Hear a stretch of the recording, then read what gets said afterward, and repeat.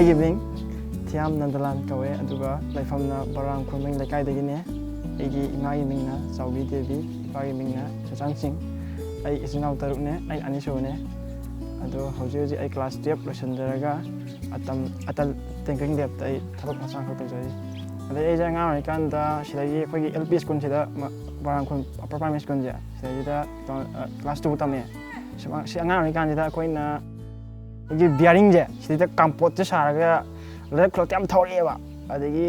ꯀꯩ ꯍꯥꯏꯅꯤ ꯗꯤꯖꯥꯏꯟꯒ ꯁꯦꯝ ꯁ꯭ꯇꯥꯔꯤꯡꯒ ꯄꯥꯟꯗꯅ ꯁꯤꯗ ꯑꯉꯥꯡ ꯃꯌꯥꯝꯒ ꯇꯣꯡꯗꯅ ꯑꯗꯩꯗꯤ ꯈꯨꯠꯀꯥꯁꯨ ꯌꯥꯝ ꯁꯣꯛꯑꯦꯕ ꯑꯗꯨꯝ ꯀꯥꯟꯗꯗꯤ ꯑꯗꯒꯤ ꯑꯗꯨꯃꯥꯏꯅ ꯁꯨꯝ ꯎꯕꯁꯦ ꯄꯥꯛ ꯈꯜꯂ ꯁꯥꯔꯛꯄ ꯑꯗꯒꯤ ꯔꯦꯗꯤꯑꯣꯒꯨꯝꯕ ꯁꯤꯗꯣꯛ ꯑꯗꯩ ꯃꯦꯆꯤꯟꯒꯨꯝꯕ ꯁꯤꯗꯣꯛ ꯐꯖꯅ ꯁꯤꯗꯣꯛꯑꯦ ꯁꯦꯝꯕ ꯌꯥꯕ ꯁꯤꯗꯣꯛꯑꯦ ꯑꯗꯨꯒ ꯑꯆꯧꯕ ꯃꯩ AC ꯒꯨꯝꯕꯗꯤ ꯄꯥꯏꯔꯛꯇꯦꯕꯀꯣ ꯃꯆꯥ ꯃꯁꯨꯒꯨꯝꯕ ꯁꯨꯝ ꯄꯥꯏꯔꯛꯄ ꯑꯗꯒꯤ ꯏꯃꯥꯟꯅꯕꯗꯒꯤ ꯈꯔ ꯁꯤꯁꯦ ꯄꯥꯏꯔꯣ ꯁꯤꯁꯦ ꯚꯥꯏ ꯁꯤ ꯂꯧꯔꯒ ꯊꯨꯒꯥꯏꯔ ꯑꯝꯇ ꯌꯦꯡꯒꯦ ꯍꯥꯏ ꯑꯗꯨꯃꯥꯏꯅ ꯇꯧꯔꯛꯄꯗꯒꯤ ꯀ꯭ꯂꯥꯁ ꯑꯩꯁꯦ ꯁꯤꯗꯒꯤ ꯀ꯭ꯂꯥꯁ 2 ꯇꯝꯃꯦ ꯑꯗꯒꯤ ꯀꯕꯥꯎ ꯆꯤꯡ ꯍꯥꯏ ꯁ꯭ꯀꯨꯜꯗ ꯀ꯭ꯂꯥꯁ 10ꯐꯥꯎ ꯇꯝꯃꯦ ꯀ꯭ꯂꯥꯁ 10 ꯐꯥꯎꯁꯤꯗꯗꯤꯀꯣ ꯑꯗꯨꯝ ꯔꯣꯕꯣꯠꯀꯨꯝꯕꯁꯦ ꯑꯗꯨꯝ ꯍꯥꯏꯗꯤ ꯁꯤꯗꯣꯛꯄ ꯈꯣꯠꯇꯣꯛꯄꯤ ꯍꯥꯏꯗꯤ ꯁꯤ ꯃꯇꯝꯁꯤꯅ ꯇꯝꯕꯒꯤ ꯆꯥꯡꯗꯣ ꯍꯥꯏꯗꯤ ꯏꯁꯥꯅ ꯁꯦꯜꯐ ꯂꯔꯅꯤꯡ ꯇꯧꯖꯕꯗꯣ ꯁꯤꯅ ꯀꯩ ꯄꯣꯠꯁꯤ ꯈꯤꯇꯪ ꯈꯪꯉꯒ ꯃꯅꯨꯡꯗ ꯌꯥꯎꯔꯤꯁꯤꯗꯤ ꯃꯥꯏ ꯐꯪꯁꯟꯁꯦ ꯁꯨꯃꯥꯏꯅ ꯇꯧꯕꯅꯤ ꯈꯣꯠꯄꯅꯤ ꯈꯪꯉꯦꯗꯅ ꯑꯗꯒꯤ ꯀ꯭ꯂꯥꯁ 10ꯁꯦ ꯂꯣꯏꯔꯦ ꯑꯗꯨꯒ ꯑꯩ ꯖꯣꯅꯣꯁꯟ ꯇꯝꯃꯛꯑꯦ ꯖꯣꯅꯣꯁꯟ ꯇꯝꯗ꯭ꯔꯤꯉꯩ ꯃꯃꯥꯡꯁꯤꯗ ꯀꯀꯥ ꯑꯃꯈꯛ ꯂꯩꯌꯦꯕ ꯁꯤꯗꯩꯁꯤꯗ ꯁꯅꯥꯔꯥꯝ ꯔꯥꯃꯦꯁꯣꯔꯅ ꯀꯀꯥ ꯔꯥꯃꯦꯁꯣꯔꯅꯦ ꯃꯥꯁꯤꯅ ꯑꯩꯈꯣꯏꯒꯤ ꯀꯕꯥꯎ ꯆꯤꯡꯒꯤ ꯂꯥꯏꯕ꯭ꯔꯦꯔꯤ ꯗꯦ ꯅꯨꯃꯤꯠꯁꯤꯗ ꯏꯕꯨꯡꯉꯣ ꯅꯪ ꯁꯨꯃꯥꯏꯅ ꯁꯥꯏꯌꯦ ꯅꯪ ꯁꯥꯏ ꯄꯣꯠꯇꯣ ꯃꯌꯥꯝꯅ ꯈꯪꯕꯤꯗ꯭ꯔꯦ ꯑꯗꯨ ꯑꯣꯏꯇꯥꯔꯒꯗꯤ ꯅꯪ ꯑꯩꯈꯣꯏꯒꯤ ꯂꯥꯏꯕ꯭ꯔꯦꯔꯤ ꯗꯦ ꯃꯤꯠꯁꯤꯗ ꯑꯝꯇꯪ ꯅꯪꯁꯦ ꯄꯨꯊꯣꯛꯎ ꯁꯤꯅꯦꯕ ꯀꯀꯥ ꯔꯥꯃꯦꯁꯣꯔꯅ ꯍꯥꯏꯁꯦ ꯑꯗꯣ ꯑꯩꯁꯦ ꯍꯣꯏ ꯈꯨꯗꯛꯇ ꯍꯥꯏꯔꯛꯄ ꯅꯨꯃꯤꯠ ꯅꯤꯅꯤꯃꯨꯛꯇ ꯍꯥꯏꯔꯛꯑꯦꯕꯀꯣ ꯑꯩꯅ ꯑꯩꯒꯤ ꯂꯩꯖꯕ ꯈꯔꯁꯤꯅ ꯑꯩꯅ ꯔꯣꯕꯣꯠ ꯑꯃꯈꯛ ꯁꯥꯏꯌꯦꯕ ꯔꯣꯕꯣꯠ ꯍꯥꯏꯕꯁꯦ ꯀꯩꯁꯨꯝ ꯐꯖꯕꯗꯤ ꯅꯠꯇꯦꯀꯣ ꯍꯥꯏꯕꯗꯤ ꯀꯟꯁꯦꯞꯇꯨꯒꯤ ꯋꯥꯅꯦꯕ ꯑꯗꯨ ꯁꯥꯕ ꯀꯥꯟꯁꯤꯗ ꯑꯩꯁꯦ ꯑꯁ ꯄꯨꯊꯣꯛꯑꯗꯣꯏꯅꯤ ꯀꯥꯏꯅ ꯌꯥꯝ ꯊꯨꯅ ꯁꯥꯖꯜꯂꯦ ꯀꯀꯥꯁꯦ ꯄꯩꯁꯥ ꯄꯤꯔꯛꯇꯅ ꯇꯧ ꯀꯥꯟꯗ ꯑꯩꯁꯦ ꯑꯗꯨ ꯅꯨꯃꯤꯠꯇꯨꯗ ꯄꯨꯔ ꯆꯠꯂꯦꯕꯀꯣ ꯑꯗꯨ ꯎꯠꯄꯗꯤ ꯉꯝꯗ꯭ꯔꯦꯕ ꯑꯩꯁꯦ ꯌꯥꯔꯛꯇꯕ ꯍꯥꯏꯇꯥꯔꯦ ꯑꯗꯩ ꯑꯩꯁꯦ ꯏꯀꯥꯏꯕ ꯀꯩꯕ ꯑꯁ ꯑꯩ ꯌꯨꯝ ꯃꯊꯛ ꯊꯅꯝꯃꯦ ꯑꯗꯨꯒ ꯑꯩꯁꯦ ꯆꯤꯡꯂꯣꯝ ꯆꯠꯂꯦ ꯍꯥꯏꯗꯤ ꯏꯀꯥꯏꯕꯗꯣ ꯄꯨꯊꯣꯛꯄꯗꯣ ꯉꯝꯃꯛꯇ꯭ꯔꯕꯗꯣ ꯑꯗꯨ ꯌꯥꯔꯛꯇꯕꯗꯒꯤ ꯑꯗꯩꯗꯤ ꯑꯩꯁꯦ ꯑꯗꯨ ꯊꯝꯖꯤꯟꯗ꯭ꯔꯦ ꯑꯩꯅ ꯑꯩꯈꯣꯏꯅ ꯍꯥꯏꯁꯦ ꯀ꯭ꯂꯥꯁ 10 ꯊꯥꯔꯛꯄꯁꯦ ꯂꯣꯏꯕ ꯀꯥꯟꯗꯅꯦꯕ ꯑꯩꯅ ꯀ꯭ꯂꯥꯁ 11 ꯀꯥꯔꯛꯑꯦ ꯖꯣꯟꯁꯇꯣꯟꯗ ꯑꯗꯒꯤ ꯑꯩꯅ ꯖꯣꯟꯁꯇꯣꯟꯒꯤ ꯑꯩꯈꯣꯏꯒꯤ ꯁ꯭ꯄꯣꯔꯠ ꯇꯧꯋꯦꯕꯀꯣ ꯁ꯭ꯄꯣꯔꯠ ꯇꯧꯕ ꯅꯨꯃꯤꯠꯁꯤꯗ ꯑꯩꯅ ꯉꯁꯥꯏꯅ ꯄꯨꯊꯣꯛꯍꯧꯗꯕꯗꯣ ꯄꯩꯁꯥ ꯈꯔ ꯂꯩꯔꯛꯑꯦꯕ ꯄꯩꯁꯥ ꯂꯩꯇ꯭ꯔꯤꯉꯩꯗꯤ ꯁꯦꯝꯃꯝꯗꯦꯕꯀꯣ ꯄꯩꯁꯥ ꯈꯔ ꯂꯩꯔꯛꯄꯗꯒꯤ ꯑꯩ ꯁꯦꯝꯖꯤꯜꯂꯀꯥꯟꯗ ꯁ꯭ꯀꯨꯜꯗ ꯄꯨꯔꯛꯄ ꯍꯥꯏꯇꯥꯔꯦ ꯑꯗꯒꯤ ꯁ꯭ꯀꯨꯜꯗ ꯑꯩꯈꯣꯏ ꯏꯃꯥꯟꯅꯕ ꯃꯌꯥꯝ ꯁꯨꯝ ꯎꯠꯄꯁꯦ ꯁꯤꯗꯤ ꯌꯥꯝ ꯀꯩ ꯅꯩꯅꯦ ꯀꯃꯥꯏꯅ ꯇꯧꯔꯤꯅꯣ ꯈꯣꯠꯂꯤꯅꯣ ꯁꯨꯝ 11 ꯀꯥꯕ ꯀꯥꯟꯁꯤꯗꯀꯣ ꯑꯗꯒꯤ ꯑꯩꯅ ꯈꯪꯅꯔꯛꯄꯗꯒꯤ ꯑꯣꯖꯥ ꯑꯩꯈꯣꯏꯒꯤ ꯁꯥꯔ ꯖꯣꯏꯆꯥꯟ ꯑꯣꯏꯅ ꯀꯩꯅꯣꯗꯒꯤꯅꯦ ꯀꯦꯃꯦꯁꯇ꯭ꯔꯤꯒꯤ ꯑꯣꯖꯥꯅꯦ ꯃꯥꯅ ꯏꯍꯥꯟ ꯍꯥꯟꯅ ꯊꯦꯡꯅꯩ ꯑꯩꯒ ꯊꯦꯡꯅꯕꯗꯒꯤ ꯃꯥꯅ FBꯗ ꯊꯥꯒꯠꯇꯅ ꯁꯨꯃꯥꯏꯅ ꯇꯧꯗꯅ ꯁꯨꯃꯥꯏꯅ ꯇꯧꯋꯤꯅꯤ ꯈꯜꯂꯦ ꯁꯨꯝ ꯃꯌꯥꯝꯅ ꯑꯗꯒꯤ ꯀꯃꯦꯟ ꯈꯤꯇꯪ ꯐꯖꯔꯛꯑꯦ ꯈꯤꯇꯪ ꯃꯌꯥꯝꯅ ꯁꯞꯄꯣꯔꯠ ꯇꯧꯕꯤꯔꯛꯄꯗꯣ ꯑꯗꯨꯗꯒꯤ ꯑꯩꯁꯦ ꯅꯣꯡꯃ ꯑꯗꯨꯃꯥꯏꯅ ꯇꯧꯕꯗ ꯑꯩꯁꯦ ꯑꯩꯈꯣꯏꯒꯤ ꯄ꯭ꯔꯦꯛꯇꯤꯀꯦꯜ ꯇꯧꯋꯦꯕ 11ꯒꯤ ꯂꯥꯁ ꯏꯌꯥꯔꯅꯤ ꯂꯣꯏꯔꯝꯗꯥꯏꯒꯤ 11 ꯍꯥꯏ ꯇꯧꯕꯁꯤꯗ ꯕꯥꯏꯑꯣꯒꯤ ꯂꯦꯞꯇ ꯂꯩꯀꯥꯟꯁꯤꯗ ꯑꯩꯈꯣꯏꯒꯤ ꯑꯣꯖꯥ ꯑꯃꯈꯛꯅ ꯅꯪ ꯐꯥꯕ ꯂꯥꯛꯑꯦ ꯅꯪ ꯔꯣꯕꯣꯠ ꯁꯥꯔꯒ ꯁꯤꯅꯦ ꯀꯩꯅꯣ ꯍꯥꯏꯁꯤꯕꯣ ꯍꯥꯏ ꯑꯗꯒꯤ ꯀꯩ ꯀꯣꯏꯁꯟꯅꯣ ꯑꯗꯨꯗꯤ ꯍꯥꯏ ꯑꯩꯅ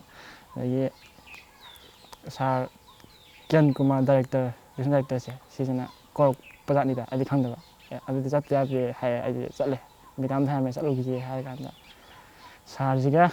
ꯑꯩꯅ ꯈꯟꯕꯗ ꯗꯥꯏꯔꯦꯛꯇꯔ ꯍꯥꯏꯁꯤꯕꯨ ꯀꯃꯥꯏꯅ ꯇꯧꯖꯅꯤꯡꯉꯤ ꯑꯩ ꯍꯥꯏꯁꯦ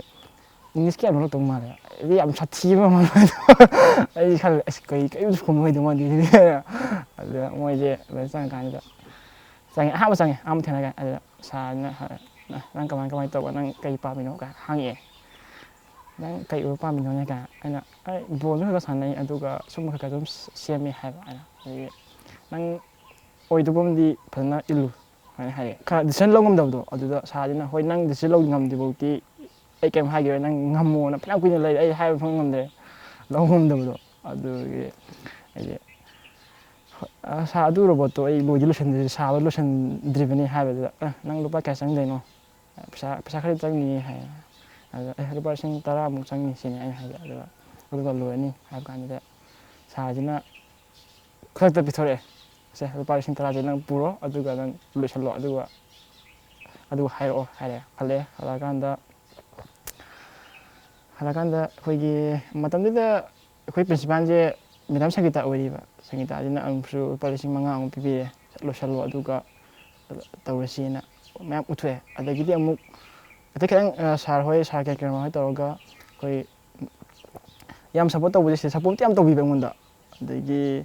Madam koi Johnston ma'am na joi support tawbiba adu matamda paisa pibi da Madam Indira hoi kayon tawdana ma'am tawbire adu ganda adu gi het admana lore kan uthoki beje sa hoi kai lai lai adu ulakanda matamda gi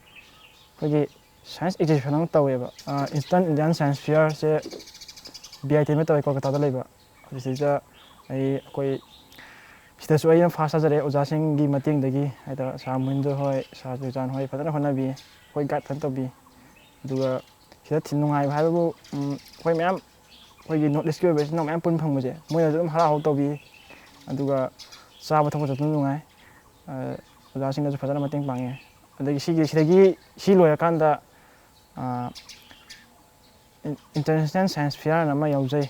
sa muindo to sinbire education department sinbire kanda akoina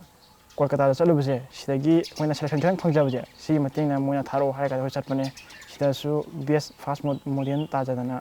adum fast rojare ad si loya kanda Gujarat ta all India ge chatle sidi kanone selection leite sum show gumba chatpane ana utpa chatle adum tarpada class 10 tharamda tham daidane adagi thole thorokpa kansida kamaina awa thinawai hai kanda aina school na tamni guide di oja sina mating yam pangbi kai awat pale ju ama bule ju adum pi paisa bo ju ama bole ju pangbi ba sida ke thokki ba kanda ai je kan taw hore kan taw baje haidi pale phang khang da hai ta karom ta teno kamai taw deno hai bi wakhan je song de khang da de je ngau chana haidi sum tom khang taw kai lo den khang taw adu aina project khang ti pai ba project se na adu loya kanda saigi kona chaluba Kolkata gi che chalo kan ai class 10 ka bane hau second hau sa jene ma sida mai taw bi de ai coaching su tum free da pabi kan gi kasam pat ta leiba tutulan coaching center jina nang free da tum hoi free of course ta pi junum sing mai mating coaching ngom de ta adu mai ha taw bi kan nai Losalam dai sida Gujarat sale Gujarat sapjana last uitini oisal kanda adagi oja do chang line chamine oja do chang tinaba nungai loina nungai adum haidi free and fair loina bi ba satra manda adum koi de bi khata de loina bi ado aina thole school dagi exam thare exam pire kandida he thadrok ba dagi hana angunda haidi to bi ma sum lapthuna konina haidi sum lapthok sum loina gedi stock dina lapthok kun ai tengpang bina ba simo to wathok ni adagi mara oina chatpa khotpa gi chatpa mapan chatpa khotpa gi tip gi da di am phak tare ba si dai hana hajin ni badi angang che pingai song phai ba class pingai da di class 6 taina 10 mong gi facility am leba 12 mong gi am chau ba khoi gi scholarship am pi phang no leba adu akoi tam de phang taw ne ba khoi sahi kai khangai je class 11 ka je khang bane smai taw lei college ai kai khang ge phang taw lei mai taw se ai hajit khang pa wani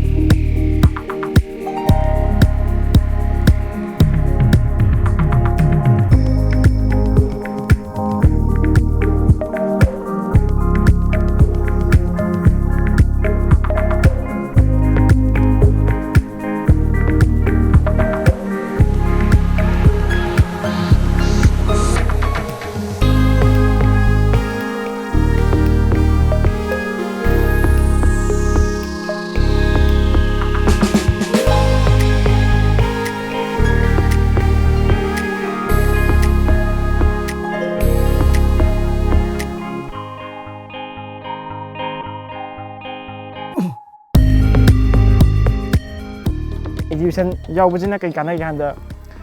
hana lejaram ba khoina sum mi tinalakba adagi mapan tholokpa sidna khoi knowledge to sum lesion madudi sidam sabadu di ko dai khitang heto kan moi di phajai ne sidi khitang hem sa gi habigi wakhal da kan ba pinga di khoina sum gari gum gum sa puje sidagi sum hawkpa khoina robot kum sa wakhan laijina kaigina khoina hojiki karamesor haido ꯑꯗꯨꯅ ꯀꯩꯅꯣꯝ ꯁꯥꯔꯛꯎ ꯍꯥꯏꯕ ꯀꯥꯟꯗ ꯑꯩꯅ ꯔꯣꯕꯣꯠꯁꯦ ꯁꯥꯕꯅꯦꯕ ꯑꯗꯨ ꯁꯥꯔꯒ ꯄꯨꯊꯣꯛꯈꯤꯗ꯭ꯔꯦꯗꯅ ꯄꯨꯊꯣꯛꯈꯤꯕ ꯃꯇꯨꯡꯁꯤꯗ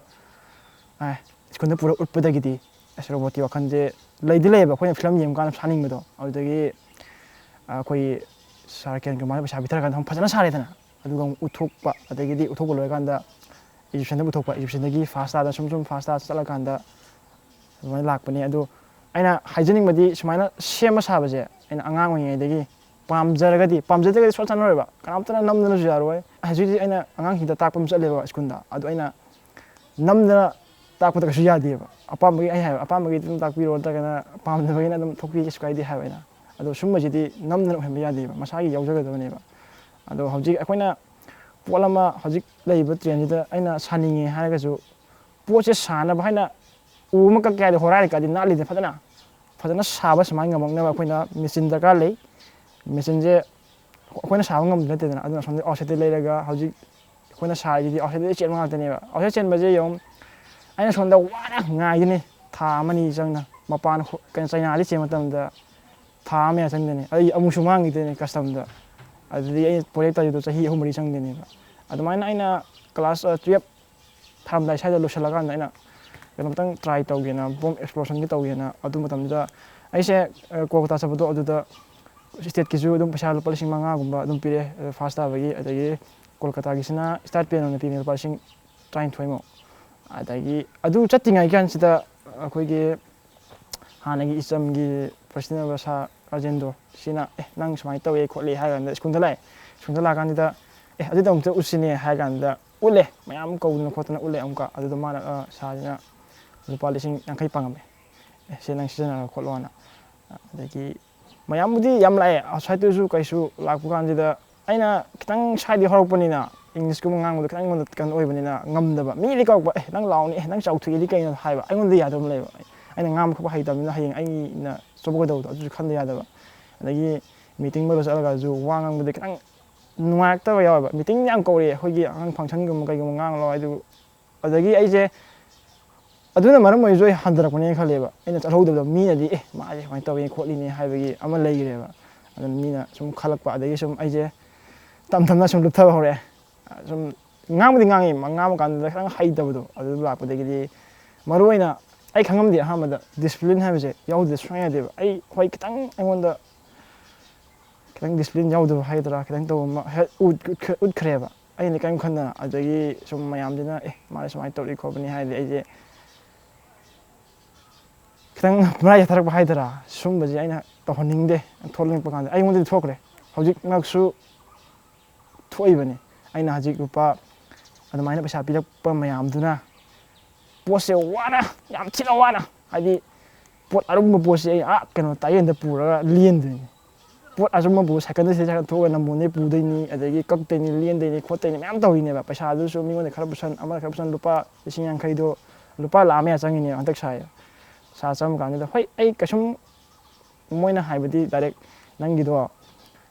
अदुमाइन lotion नंगमदेबा हजिकी बम explosion तौबगिजे आइना class 12 कान step कारप खाइजा साबजे ngamgideba losanbe adu aina lagi hauji aina antal tekangi lab toje losan dauba kano khatanga kan kitanga loidore 80% loire sema yumda sum lore kanda aina saraju puthoknabadu puthoknabdu lekta baita kanada kamai ta utkani het ningonda hairo adu thabuti kitang ki bela ko tawreba ai khangeba sumaina moi sumai ngone khalle se na khangleba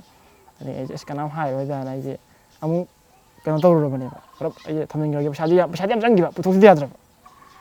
पैसा हंजन बई होनदना आई तवि पोतुदि सिबुदि आइना हागिबिना आई उथोकेना आई नमदना होनरे अदगी अंगांग इनाउपा आनोन गौम थेनारे माजे Egyptian आई यावजे हंतक among छैदा मा यावलेने अमोइसु यावनिंगिनि एलोसनमिनजी एना हाय कांदा ngasagi atan tengkling lepse moina nang duma sai da nang पैसा खरang पुथोक्ति पैसा हाइदु खोगी मोगी दियाम लेबा कुसुक लाइजे अदु मतेंग पांगबिगे हाय कांदा हंतक लोसनगरे लोसन कांदा अदु मोइना डायरेक्ट आइना अदु नंग दु बोम जाव डायरेक्ट तौसी हाइबनेबा अदुम कांदा आइना यागिदे मामजे कगिनो कांदा हौजिकी पोतुदि डायरेक्ट ओइद्रिबने ओइदि ओइरा कांदा नंदा खितंग नुवाइतबा प्रॉब्लम याम लेयेबा अदु आइना डायरेक्ट तौरोगा कमाय तौ खोपैसु ले आइना अदुगा कमाय तौ आइ तुमि लोसन गिबनेबा अखोइना साबो खोपैजे टेलेंट लेइतादे अंगांग ओइनदि सेमिबा हाइजे ꯑꯩꯈꯣꯏꯒꯤ ꯐꯦꯃꯤꯂꯤꯒꯨꯝꯅ ꯈꯪꯗꯣꯛꯄꯤꯔꯀꯥꯟꯗꯀꯣ ꯃꯥ ꯁꯨꯃꯥꯏꯅ ꯇꯧꯕ ꯍꯩꯅꯦ ꯍꯥꯏꯇꯥꯔꯒꯗꯤ ꯂꯥꯏꯔꯤꯛ ꯈꯪꯗꯣꯛꯄꯤꯔꯀꯥꯟꯗ ꯍꯥꯏꯕꯗꯤ ꯑꯉꯥꯡ ꯑꯣꯏꯅ ꯁꯦꯝꯕꯤ ꯇꯥꯔꯒꯗꯤ ꯃꯥꯒꯤ ꯑꯩꯈꯣꯏꯅ ꯍꯧꯖꯤꯛ ꯇꯧꯔꯤꯁꯤꯗꯤ ꯀꯩꯅꯣ ꯇꯧꯕꯅꯦꯕ ꯈꯪꯗꯛꯇ ꯂꯣꯏꯔꯝꯗꯥꯏꯗ ꯍꯧꯖꯤꯛ ꯑꯩꯈꯣꯏꯅ ꯇꯧꯔꯤꯁꯤꯗꯤ ꯑꯉꯥꯡ ꯃꯆꯥ ꯀ꯭ꯂꯥꯁ 6, 7 ꯇꯧꯕ ꯆꯞ ꯃꯥꯟꯅꯒꯅꯦꯕ ꯌꯥꯝ ꯊꯤ ꯃꯄꯥꯟꯗ ꯆꯠꯂꯗꯤ ꯈꯦꯠꯅꯔꯦꯕꯀꯣ ꯑꯗꯨꯅ ꯑꯉꯥꯡ ꯑꯣꯏꯔꯤꯉꯩꯗꯒꯤ ꯁꯦꯝꯕꯤꯒꯗꯕꯅꯤ ꯃꯣꯏꯅ ꯄꯥꯝꯃꯤ ꯄꯣꯠꯇꯣ ꯊꯣꯛꯄꯤꯔꯀꯥꯟꯗ ꯍꯥꯏꯗꯤ ꯃꯌꯥꯝ ꯂꯩꯌꯦꯕ ꯑꯉꯥꯡ ꯑꯣꯏꯔꯤꯀꯥꯟꯗꯗꯤ ꯍꯧꯖꯤꯛ ꯑꯩꯈꯣꯏꯅ ꯀ꯭ꯂꯥꯁ 10 ꯂꯣꯏꯔꯀꯥꯟꯗꯗꯤ ꯀꯩꯝ ꯆꯠꯅꯤꯡꯕ ꯃꯐꯝ ꯐꯪꯗꯕ ꯃꯐꯝꯗ ꯐꯪꯗꯕ ꯑꯩꯈꯣꯏꯅ ꯇꯧꯅꯤꯡꯕ ꯄꯣꯠꯇꯣ ꯍꯧꯖꯤꯛ ꯑꯩꯈꯣꯏꯅ ꯃꯣꯏꯅ ꯑꯩꯅ ꯇꯧꯔꯤ ꯁꯨꯃꯥꯏꯅ ꯀ꯭ꯂꯥꯁ 6 ꯀꯥꯕ ꯑꯉꯥꯡ ꯑꯃ ꯇꯧ ꯇꯥꯔꯒꯗꯤ ꯀ꯭ꯂꯥꯁ 9 ꯀꯥꯔꯛꯄꯗꯤ ꯀꯌꯥꯝ ꯐꯖꯅ ꯇꯧꯔꯛꯀꯅꯤ ꯅꯣꯂꯦꯖꯇꯣ ꯑꯗꯒꯤ 11, 12 ꯀꯥꯔꯛꯇꯗꯤ ꯑꯩ ꯌꯧꯈ꯭ꯔꯅꯦꯕ ꯑꯩꯈꯣꯏꯅ ꯆꯠꯐꯝ ꯉꯝꯍꯧꯗ꯭ꯔꯤꯁꯤꯅ ꯑꯗꯨꯒꯤ ꯄꯤꯛꯏꯉꯩ ꯁꯦꯝꯍꯧꯗꯕꯗꯣ ꯃꯥꯒ ꯆꯥꯟꯅꯕ ꯃꯥꯅ ꯄꯥꯝꯖꯩꯗꯣ ꯑꯗꯨ ꯆꯠꯍꯟꯒꯗꯕꯅꯤ ꯑꯗꯨꯗ ꯑꯣꯏꯒꯗꯕꯅꯦꯕ ꯑꯗꯨꯒ ꯅꯠꯇꯅ ꯑꯩꯈꯣꯏꯅ ꯁꯨꯝ ꯂꯥꯏꯔꯤꯛꯇ ꯐꯣꯔꯁ ꯇꯧꯕꯗꯨꯗꯤ ꯑꯩꯈꯣꯏ ꯍꯧꯖꯤꯛ ꯂꯥꯏꯔꯤꯛ ꯍꯩꯕ ꯉꯥꯛꯇ ꯑꯣꯏꯔꯦ ꯈꯜꯂꯁꯤ IAS ꯉꯥꯛꯇ ꯑꯣꯏꯔꯦ ꯈꯜꯂꯁꯤ ꯀꯅꯥꯅ ꯃꯌꯥꯝꯅ ꯇꯧꯕꯤꯗꯣꯏꯅꯣ ꯑꯗꯨꯗꯤ ꯂꯧ ꯁꯨꯕꯁꯨ ꯂꯩꯒꯗꯕꯅꯤ ꯃꯥꯏ ꯄꯤꯊꯣꯛ ꯆꯥꯎꯕꯁꯨ ꯂꯣꯏ ꯂꯩꯒꯗꯕꯅꯦꯕ ꯑꯗꯨꯃꯥꯏꯅ ꯈꯤꯇꯪ ꯇꯧꯍꯟꯅꯤꯡꯉꯦ ꯍꯥꯏꯗꯤ ꯂꯥꯏꯔꯤꯛ ꯈꯛꯇ ꯅꯠꯇꯕ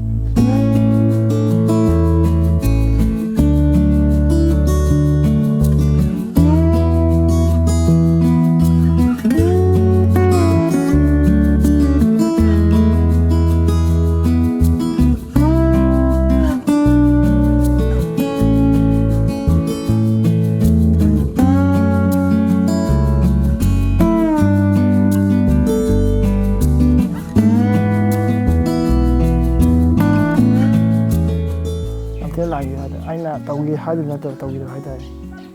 ꯑꯗꯒꯤ ꯑꯣꯖꯥꯁꯤꯡꯅ ꯁꯤ ꯑꯉꯥꯡꯁꯤꯗꯤ ꯄꯨꯔꯥ ꯕꯦꯔꯥꯅꯤ ꯑꯩꯈꯣꯏ ꯇꯧꯕꯤꯁꯤꯒ ꯈꯣꯠꯂꯤꯁꯤꯒ ꯍꯥꯏꯕꯒꯤ ꯋꯥꯈꯜ ꯑꯃ ꯂꯩꯈꯤꯕ ꯍꯥꯏꯇꯥꯔꯦꯅꯦ ꯑꯗꯩ ꯑꯗꯨꯅꯤꯗ ꯑꯩ ꯍꯥꯏꯅꯤꯡꯉꯦ ꯍꯧꯖꯤꯛꯇꯤ ꯑꯩ ꯀꯔꯤꯝ ꯉꯝꯗ꯭ꯔꯦ ꯇꯁꯦꯡꯅ ꯍꯥꯏꯕꯗ ꯍꯧꯖꯤꯛ ꯇꯧꯔꯤꯕ ꯊꯕꯛꯁꯤꯗꯒꯤ ꯑꯉꯥꯡ ꯈꯔ ꯇꯥꯛꯑꯦ ꯑꯗꯨ ꯋꯥꯈꯜ ꯅꯨꯡꯉꯥꯏꯕꯗꯤ ꯉꯝꯗ꯭ꯔꯦ ꯑꯩ ꯑꯗꯨꯃꯥꯏꯅ ꯍꯥꯏꯕꯗꯣ ꯑꯗꯨꯃꯥꯏꯅ ꯇꯧꯕꯗꯨꯅ ꯑꯣꯖꯥ ꯈꯛꯇ ꯅꯠꯇꯦ ꯏꯃꯥꯟꯅꯕ ꯐ꯭ꯔꯦꯟ ꯂꯣꯏ ꯋꯥꯔꯧꯔꯝꯒꯅꯤ ꯀꯩꯅꯣ ꯃꯥ ꯇꯧꯊꯣꯔꯛꯏꯁꯦ ꯁꯝ ꯆꯥꯟꯅꯗꯦꯅ ꯁꯦꯝꯗꯣꯛꯄ ꯌꯥꯔꯒꯗꯤ ꯅꯨꯡꯉꯥꯏꯗꯅ ꯍꯔꯥꯎꯅ ꯅꯨꯡꯉꯥꯏꯅ ꯑꯩꯗꯤ ꯏꯉꯥꯎ ꯉꯥꯎꯅ ꯏꯊꯟꯇ ꯂꯩꯖꯕꯅꯦꯕ ꯑꯗꯨ ꯑꯗꯨꯃꯥꯏꯅ ꯂꯥꯟꯅ ꯎꯈꯤꯕꯗꯨꯗꯤ ꯑꯩꯅ ꯂꯥꯟꯕꯨꯗꯤ ꯂꯥꯟꯕꯅꯤ ꯂꯥꯜꯂꯒꯁꯨ ꯑꯗꯨꯃꯥꯏꯅ ꯇꯧꯔꯦ ꯐꯔꯦ ꯑꯗꯨꯕꯨ ꯍꯟꯗꯛꯇꯤ ꯅꯪꯉꯣꯏ ꯅꯨꯡꯉꯥꯏꯇꯦꯕ ꯍꯟꯗꯛꯀꯤ ꯃꯇꯥꯡꯗ ꯑꯩ ꯅꯨꯡꯉꯥꯏꯇꯦꯕ ꯁꯝꯅ ꯀꯛꯊꯠꯂꯝꯃꯦ ꯍꯧꯖꯤꯛ ꯑꯩ ꯀꯩꯝ ꯑꯁꯥ ꯂꯩꯇ꯭ꯔꯕ ꯑꯗꯣ ꯍꯧꯖꯤꯛ ꯑꯩꯅ ꯇꯧꯒꯗꯕꯁꯦ ꯑꯉꯥꯡꯁꯤꯡꯅ ꯇꯥꯛꯀꯅꯤ ꯐꯖꯅ ꯇꯥꯛꯄꯤꯒꯅꯤ ꯑꯗꯨꯒ ꯀꯩꯒꯨꯝꯕ ꯑꯩꯈꯣꯏꯒꯤ ꯀꯩ ꯍꯥꯏꯅꯤ ꯄ꯭ꯔꯗꯛꯀꯨꯝꯕ ꯁꯥꯔꯒ ꯀꯥꯟꯅꯒꯗꯕ ꯑꯣꯏꯅ ꯔꯣꯕꯣꯠꯀꯤ ꯇꯥꯏꯞꯁꯤꯗ ꯍꯧꯖꯤꯛ ꯀꯩꯅꯣ ꯇꯧꯋꯤꯗꯅ ꯀ꯭ꯋꯥꯔꯟꯇꯥꯏꯟ ꯇꯧꯔꯤ ꯃꯤ ꯆꯪꯕꯗꯤ ꯈꯤꯇꯪ ꯅꯨꯡꯉꯥꯏꯇꯦ ꯄꯤꯊꯣꯛ ꯄꯤꯁꯤꯟꯁꯦ ꯆꯥꯛ ꯑꯃꯇ ꯄꯤꯔꯁꯨ ꯑꯃꯇ ꯄꯤꯔꯁꯨ ꯅꯨꯡꯉꯥꯏꯇꯦꯗꯅ ꯑꯗꯨꯅ ꯔꯣꯕꯣꯠꯀꯨꯝꯕꯁꯤꯅ ꯑꯩꯈꯣꯏꯅ ꯀꯟꯇ꯭ꯔꯣꯜ ꯑꯃ ꯔꯨꯝ ꯑꯃꯗ ꯊꯝꯃꯒ ꯂꯣꯏ ꯎꯍꯜꯂꯀꯥꯟꯗ ꯆꯥꯛꯀꯨꯝꯕ ꯑꯣꯏꯔꯣ ꯑꯦꯅꯤ ꯏꯁꯤꯡꯒꯨꯝꯕ ꯑꯣꯏꯔꯁꯨ ꯑꯃꯁꯨ ꯂꯣꯏ ꯄꯤꯕꯗꯤ ꯌꯥꯒꯅꯦꯕ ꯃꯔꯝꯗꯤ ꯂꯩ ꯄꯣꯠꯇꯣ ꯁ꯭ꯀꯨꯜ ꯃꯅꯨꯡꯗꯅꯤꯅꯀꯣ ꯆꯠꯄ ꯈꯣꯠꯄ ꯂꯣꯏ ꯌꯥꯒꯅꯤ ꯑꯗꯨꯒꯤ ꯑꯗꯨꯃꯥꯏꯅ ꯇ꯭ꯔꯥꯏ ꯇꯧꯁꯤꯔꯗꯤ ꯈꯜꯂꯤ ꯑꯗꯨ ꯌꯥꯔꯒꯗꯤ ꯌꯥꯝ ꯐꯔꯦ ꯍꯥꯏꯗꯤ ꯑꯗꯨꯃꯥꯏꯅ ꯌꯥꯁꯟꯅꯗꯅ ꯅꯪ ꯁꯨꯃꯥꯏꯅ ꯇꯧꯔꯣ ꯈꯣꯠꯂꯣ ꯑꯩꯗꯤ ꯁꯥꯒꯦ ꯑꯗꯨ ꯄꯨꯊꯣꯛꯐꯝ ꯂꯩꯇꯕꯗꯣ ꯀꯃꯥꯏꯅ ꯁꯤꯖꯤꯟꯅꯅꯣ ꯍꯥꯏꯕ ꯑꯩꯈꯣꯏꯅꯁꯨ ꯈꯤꯇꯪ ꯋꯥꯕ ꯑꯗꯨꯃꯥꯏꯅꯗꯤ ꯂꯩ ꯍꯥꯏꯇꯥꯔꯦ ꯍꯧꯖꯤꯛꯇꯤ ꯔꯣꯕꯣꯠ ꯁꯥꯕ ꯌꯥꯝ ꯊꯣꯛꯂꯛꯑꯦ ꯈꯪꯅꯔꯒꯁꯨ ꯃꯥꯏꯁꯦ ꯀꯩꯗꯧꯗꯣꯏꯅꯣ ꯍꯥꯏꯕ ꯋꯥꯍꯪ ꯑꯃꯁꯨ ꯂꯥꯛꯀꯅꯦꯕ ꯑꯍꯥꯟꯕꯗꯤ ꯀꯩꯝ ꯍꯥꯏꯅꯔꯝꯗꯦꯕ ꯑꯩꯕꯨ ꯍꯥꯏꯐꯦꯠ ꯊꯣꯛꯄ ꯍꯥꯏꯕꯗꯤ ꯐꯩ ꯈꯣꯠꯂꯤ ꯍꯥꯏꯀꯣ ꯑꯗꯨ ꯃꯥꯏꯁꯤꯅ ꯀꯩꯗꯧꯗꯣꯏꯅꯣ ꯍꯥꯏꯕ ꯂꯥꯛꯀꯅꯦꯕ ꯑꯗꯨ ꯍꯥꯏꯗꯅꯕꯒꯤꯗꯃꯛꯇ ꯍꯧꯖꯤꯛꯇꯤ ꯇꯥꯁꯟꯃꯤꯟꯅꯔꯒ ꯃꯥꯏꯁꯤꯅ ꯍꯧꯖꯤꯛꯇ ꯑꯃ ꯂꯩꯔꯤꯕ ꯃꯥꯏ ꯁꯤ ꯇꯧꯔꯗꯤ ꯁꯤꯗꯕꯤ ꯃꯥꯏꯁꯦ ꯁꯨꯃꯥꯏꯅ ꯇꯧꯔꯤꯅꯦ ꯑꯩ ꯈꯪꯉꯤꯗ ꯀꯥꯏ ꯈꯪꯉꯁꯨ ꯍꯥꯏꯗꯦꯕ ꯈꯪꯉꯁꯨ ꯑꯗꯨ ꯇꯧꯕꯇꯕꯨ ꯄꯣꯠꯇꯣ ꯁꯨꯃꯥꯏꯅ ꯁꯦꯡꯅ ꯑꯩ ꯁꯤ ꯍꯥꯞꯄꯤꯁꯦ ꯍꯥꯏꯗꯣꯛꯄꯗꯤ ꯌꯥꯏꯗꯅ ꯀꯩꯝ ꯀꯥꯏꯗꯦꯅ ꯑꯩꯗꯣ ꯍꯥꯏꯗꯣꯛꯑꯦ ꯁꯨꯃꯥꯏꯅ ꯇꯧꯕ ꯁꯨꯃꯥꯏꯅ ꯇꯧꯕꯅꯦ ꯑꯗꯨꯃꯥꯏꯅ ꯍꯥꯏꯅꯔꯒ ꯐꯖꯅ ꯇꯧꯕ ꯄꯥꯝꯃꯤ ꯄꯨꯟꯅꯔꯀꯥꯟꯗ ꯊꯕꯛꯇꯣ ꯁꯨꯝ ꯑꯃꯅ ꯑꯃ ꯏꯟꯊꯣꯛꯅ ꯁꯨꯝ ꯂꯩꯇꯥꯔꯗꯤ ꯍꯣꯏ ꯐꯩ ꯑꯃꯔꯣꯝꯗꯗꯤ ꯄꯣꯠꯁꯦ ꯀꯝꯄꯤꯇꯤꯇꯤꯞ ꯑꯣꯏꯇꯥꯔꯗꯤ ꯄꯣꯠ ꯐꯕ ꯍꯦꯟꯒꯠꯂꯛꯏꯗꯅ ꯑꯗꯨꯃꯥꯏꯅ ꯆꯩꯅꯥꯅ ꯆꯥꯎꯈꯠꯂꯤꯁꯤ ꯃꯣꯏꯗꯤ ꯀꯝꯄꯦꯅꯤ ꯌꯥꯝ ꯂꯩꯌꯦꯕ ꯍꯧꯖꯤꯛ ꯃꯣꯏꯅ ꯇꯧꯕꯁꯦ ꯀꯩꯀꯥꯟꯗ ꯑꯩꯈꯣꯏꯅ ꯂꯥꯏꯔꯤꯛ ꯇꯝꯕ ꯀꯥꯟꯗꯗꯤ ꯄꯩꯁꯥ ꯑꯃ ꯆꯪꯉꯤꯗꯅ ꯃꯣꯏꯗꯤ ꯂꯥꯏꯔꯤꯛ ꯇꯝꯕꯁꯦ ꯀꯩꯅꯣ ꯇꯧꯀꯥꯟꯗ ꯔꯦꯗꯤꯑꯣꯒꯨꯝꯕ ꯁꯥꯍꯟꯕ ꯃꯆꯥ ꯃꯆꯥ ꯁꯥꯍꯟꯕꯁꯦ ꯁꯤꯒꯤ ꯄꯣꯠꯁꯦ ꯃꯣꯏ ꯌꯥꯝ ꯇꯧꯋꯦꯕ ꯄꯩꯁꯥ ꯇꯥꯟꯕꯒꯤ ꯃꯁꯥ ꯃꯁꯥꯅ ꯑꯗꯨꯃꯥꯏꯅ ꯇꯧꯍꯟꯁꯨ ꯇꯧꯍꯟꯅꯤꯡꯉꯤ ꯑꯩꯅ ꯍꯥꯏꯒꯗꯕꯕꯨ ꯅꯁꯥꯅ ꯄꯥꯝꯖꯕꯗꯨꯗꯤ ꯄꯥꯝꯖꯅ ꯆꯠꯈꯣ ꯍꯥꯏꯕ ꯑꯩꯈꯣꯏꯅ ꯍꯧꯖꯤꯛ ꯏꯟꯖꯤꯅꯤꯌꯥꯔꯤꯡ ꯇꯝꯕ ꯉꯝꯗꯤ ꯃꯔꯝ ꯂꯩꯌꯦꯕ ꯐ꯭ꯔꯤꯅꯦꯕ ꯇꯝꯃꯤꯁꯦ ꯇꯝꯃꯀꯥꯟ ꯉꯝꯗ꯭ꯔꯤꯁꯦ ꯑꯩꯅ ꯃꯈꯣꯡꯗ ꯁꯦꯡꯅ ꯍꯧꯔꯛꯇꯕꯅꯤꯅ ꯆꯪꯉꯨꯔꯀꯥꯟꯗ ꯍꯌꯦꯡ ꯀꯩꯅꯣ ꯇꯧꯔꯗꯤ ꯅꯨꯡꯉꯥꯏꯇꯦꯗꯅ ꯑꯗꯨꯃꯥꯏꯅ ꯇꯝꯕꯒꯤꯁꯨ ꯅꯨꯡꯉꯥꯏꯇꯕ ꯂꯩ ꯑꯗꯩ ꯆꯠꯇꯕꯅꯦꯕ ꯐ꯭ꯔꯤꯗ ꯌꯥꯝ ꯂꯩꯕ ꯇꯝꯃꯣ ꯍꯥꯏꯕꯅꯦꯕ ꯑꯩꯅ ꯈꯤꯇꯪ ꯅꯨꯡꯉꯥꯏꯖꯗꯕꯗꯣ ꯁꯦꯡꯅ ꯍꯧꯔꯛꯇꯕꯅꯤꯅ ꯍꯌꯦꯡ ꯈꯤꯇꯪ ꯅꯨꯡꯉꯥꯏꯔꯛꯇꯕ ꯑꯃꯗ ꯌꯥꯎꯔꯛꯀꯅꯦꯕ ꯁꯤꯗ ꯑꯩꯈꯣꯏꯅ 10 ꯇꯝꯃꯛꯏꯁꯦ ꯃꯗꯤ ꯊꯥꯔꯛꯏꯁꯦ ꯁꯤꯗꯅ ꯇꯣꯡꯉ ꯆꯠꯂꯤꯅꯤ ꯃꯤ ꯑꯁꯣꯝ ꯇꯣꯞꯄꯔ ꯂꯩꯕ ꯀꯥꯟꯗꯨꯗ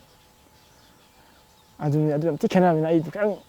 ꯀꯤꯕꯗꯤ ꯅꯠꯇꯦ ꯉꯝꯗꯤ ꯉꯝꯕꯤ ꯑꯗꯨꯁꯨ ꯈꯤꯇꯪ ꯅꯨꯡꯉꯥꯏꯇꯕ ꯂꯩꯈꯤꯕꯗꯣ ꯑꯗꯨꯅ ꯑꯩꯅ ꯏꯚꯦꯟ ꯆꯠꯄꯁꯦ ꯑꯩꯈꯣꯏꯒꯤ ꯁꯥꯏꯟꯁ ꯀꯩꯀꯩ ꯌꯥꯎꯋꯦꯕꯀꯣ ꯃꯌꯥꯝꯁꯤꯅ ꯄꯩꯁꯥꯒ ꯄꯤꯁꯟꯕꯤꯕꯒꯨꯝꯕ ꯑꯩ ꯂꯧꯔꯣꯏ ꯍꯥꯏꯁꯦ ꯁꯨꯝ ꯗꯣꯛꯇꯔꯒꯨꯝꯕ ꯏꯟꯖꯤꯅꯤꯌꯥꯔ ꯌꯥꯝ ꯆꯥꯎ ꯂꯥꯛꯑꯦꯕ ꯑꯗꯨ ꯑꯩꯅ ꯃꯁꯛ ꯈꯪꯖꯍꯧꯗ꯭ꯔꯦꯕ ꯑꯗꯨ ꯃꯣꯏꯒꯤꯁꯨ ꯑꯩꯅ ꯃꯇꯦꯡ ꯄꯥꯡꯕ ꯑꯩ ꯁꯣꯏꯗꯅ ꯃꯇꯦꯡ ꯄꯥꯡꯈꯤꯅꯦꯕ ꯄꯥꯡꯅꯤꯡꯕꯗꯣ ꯃꯌꯥꯝ ꯑꯩꯉꯣꯟꯗ ꯄꯤꯁꯜꯂꯝꯕ ꯈꯣꯠꯂꯝꯕ ꯃꯌꯥꯝꯗꯣ ꯑꯩꯁꯨ ꯅꯤꯡꯁꯤꯡꯉꯦ ꯂꯣꯏ ꯏꯁꯟ ꯊꯝꯃꯦꯕꯀꯣ ꯑꯗꯨꯅ ꯄꯥꯡꯕ ꯃꯌꯥꯝꯗꯣ ꯑꯩ ꯁꯣꯏꯗꯅꯀꯤ ꯃꯌꯥꯝꯒꯤ ꯊꯕꯛ ꯁꯣꯏ ꯇꯧꯔꯛꯈꯤꯅꯤ ꯍꯧꯖꯤꯛꯐꯥꯎꯒꯤꯗꯤ ꯑꯩ ꯉꯝꯗꯦ ꯉꯝꯗ꯭ꯔꯤꯕꯁꯦ ꯑꯩ ꯁꯣꯏꯗꯅ ꯉꯝꯅꯕꯗꯤ ꯍꯣꯠꯅꯔꯛꯀꯅꯤ ꯍꯥꯏꯗꯤ ꯃꯌꯥꯝ ꯃꯇꯤꯛ ꯆꯥꯕ ꯊꯕꯛ ꯑꯃ ꯊꯕꯛ ꯍꯥꯏꯗꯤ ꯃꯤꯌꯥꯝꯒꯤ ꯃꯇꯦꯡ ꯄꯥꯡꯕꯗꯣ ꯑꯗꯨ ꯉꯝꯅꯕ ꯁꯣꯏꯗꯅ ꯍꯣꯠꯅꯔꯛꯈꯤꯅꯦꯕ ꯁꯤꯃꯗꯤ ꯑꯩ ꯄꯥꯟꯗꯝ ꯍꯥꯏꯇꯥꯔꯦ ꯌꯥꯝꯅ ꯄꯥꯡꯅꯤꯡꯕꯗꯣ ꯄꯥꯡꯅꯤꯡꯕ ꯍꯥꯏꯗꯤ ꯃꯤꯅ ꯇꯧꯖꯔꯝꯕꯅꯤꯅ ꯑꯩꯅꯁꯨ ꯌꯥꯝ ꯁꯦꯝꯕꯤꯔꯀꯥꯟꯗ ꯁꯨꯃꯥꯏꯅ ꯇꯧꯔ ꯃꯥꯡꯈꯤ ꯍꯥꯏꯕꯗꯣ ꯑꯩꯅ ꯃꯥꯡꯈꯤꯕ ꯍꯥꯏꯕꯁꯤ ꯑꯁꯤꯗ ꯅꯟꯗꯂꯥꯟ ꯀꯧꯕ ꯂꯩꯔꯝꯃꯤ ꯅꯪ ꯁꯨꯃꯥꯏꯅ ꯇꯧꯔ ꯃꯥꯗ ꯁꯨꯃꯥꯏꯅ ꯇꯧꯔ ꯃꯥꯡꯈ꯭ꯔꯦ ꯀꯥꯟꯅꯕ ꯇꯣꯛ ꯍꯥꯏꯗꯣꯏꯅꯦꯕ ꯃꯤ ꯍꯥꯠꯇꯣꯏꯅꯦꯕ ꯑꯩ ꯏꯊꯟꯇ ꯃꯥꯡꯕ ꯅꯠꯇꯦꯕ ꯑꯉꯥꯡ ꯃꯌꯥꯝ ꯃꯥꯡꯗꯣꯏꯅꯦ ꯁꯨꯃꯥꯏꯅ ꯃꯥ ꯑꯣꯏꯈꯤꯗꯕꯅꯤ ꯁꯨꯃꯥꯏꯅ ꯀꯥꯟꯅꯔꯣꯏ ꯇꯧꯊꯣꯛ ꯍꯥꯏꯒꯗꯣꯏꯅꯦꯕ ꯑꯗꯣ ꯑꯩ ꯃꯥꯡꯕꯗꯤ ꯌꯥꯗꯦꯕ ꯇꯁꯦꯡꯅ ꯍꯥꯏꯔꯗꯤ ꯑꯩꯅ ꯃꯥꯡꯅꯤꯡꯉꯁꯨ ꯃꯥꯡꯕ ꯌꯥꯗꯦꯕ ꯏꯀꯥꯏꯔꯒꯁꯨ ꯇꯧꯗ꯭ꯔꯗꯤ ꯌꯥꯗꯦꯕ ꯍꯣꯏ ꯈꯔꯕꯨꯗꯤ ꯑꯗꯨꯝ ꯇꯧꯔꯛꯈꯤꯅꯤ ꯑꯗꯣ ꯍꯟꯗꯛ ꯆꯍꯤꯁꯤꯒꯤ ꯑꯣꯏꯅꯗꯤ ꯑꯩꯉꯣꯟꯗ ꯈꯤꯇꯪ ꯅꯨꯡꯉꯥꯏꯇꯕ ꯄ꯭ꯔꯣꯕ꯭ꯂꯦꯝ ꯈꯔ ꯂꯩ ꯑꯗꯨꯅ ꯍꯟꯗꯛ ꯆꯍꯤꯗꯤ ꯇꯧꯔꯔꯣꯏ ꯃꯊꯪ ꯆꯍꯤꯗꯒꯤ ꯐꯖꯅ ꯇꯧꯕ ꯌꯥꯕ ꯌꯥꯏ